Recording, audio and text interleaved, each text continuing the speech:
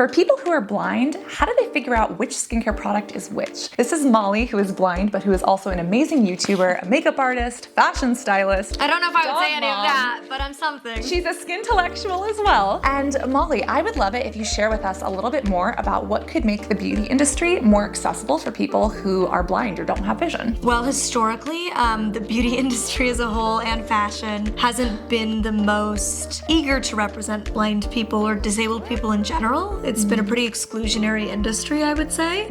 And thankfully, we are now starting to see in fashion more size inclusivity. In beauty, we're starting to see more representation of different skin tones, and it's amazing. And I'm really hoping we're moving towards disability inclusion as well. In terms of making packaging more accessible, there's lots of different things that can be done. I'm only speaking from my perspective as one blind person who is also not an expert, but is just super passionate about this. There's many ways that packaging can be more accessible to all different disabilities, for example, grip issues and things like that. But I'm just gonna speak from my own experience what I would like to see and what would help me. One thing would be more square packaging or packaging that can't roll. Oh, I never thought about that. Yes, as a blind person, like we knock things over a little more often sometimes. And when it rolls away, she's gone. She's gone. You know, like I'll get on my hands and knees and I'll crawl around and I'll try to find it. Sometimes I can, sometimes I can't. So like square packaging or like roll-proof packaging Okay. would be ideal. Packaging that's more textural, also that would help with some grip differences. Easier pop tops, not twist off tops. When it's a twist off top, it's really difficult because again, it's something that can fall, drop, get lost. Whereas when it just pops and closes, it's on there, it's stuck. It's a part of the, you know, entire piece. Of course, Braille. For example, La Roche-Posay has Braille. So I can read that this on the side says pure vitamin C, 10%. That's so cool. So I don't have to ask anybody what this is. That said, the moment I open it and I throw out the box, what is the Braille's actual, gone. what is the bottle of this one like? there's nothing distinctive about it, And that's right? a rolly one and a twist top. Okay, they tried. They did good. Exactly, they're doing more than most, Yes. right? And I'm one for celebrating small steps. I don't think we're gonna make big change overnight. I think that's unrealistic. I agree. And it actually really frustrates me when people like all over brands for not getting it right.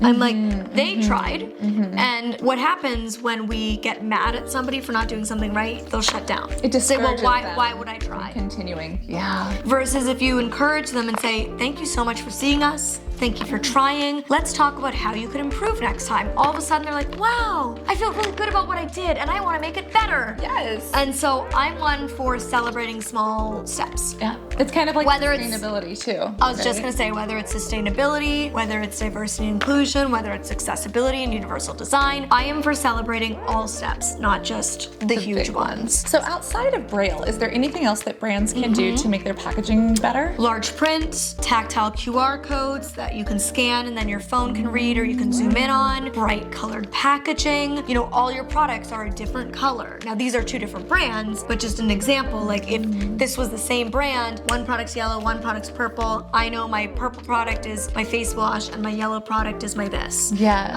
Are there any brands that are doing that really well currently? Like Drunk Elephant, for Yes. example, their Cocoa lids Pine. are Yeah. all different colors. Smart. And it's against a white bottle. So it's a really bold, distinct color difference.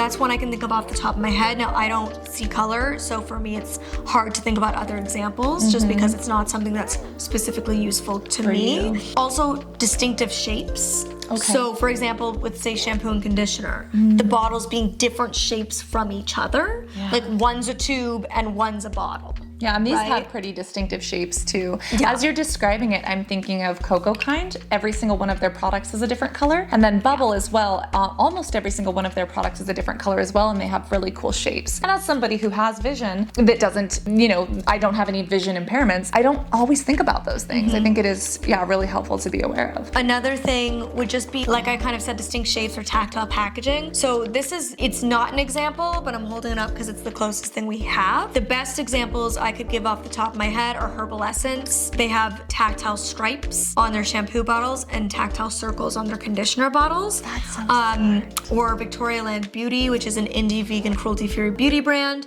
owned by a mom who has a blind child, and all of her products have tactile symbols that represent different products. So instead of Braille, which is not universal, tactile symbols are. So for example, there's many people not only in the blind community who benefit from tactile symbols that don't read Braille, but there's just people in general, for example, non-native English speakers. They can't read the English on the packaging, but they could learn that stripes mean it's their shampoo. Yeah. Okay. People who can see when they have their glasses on, but the moment they get in the shower or take them off to do their makeup or wash their face, and all of a sudden, Yeah. they can't read it anymore.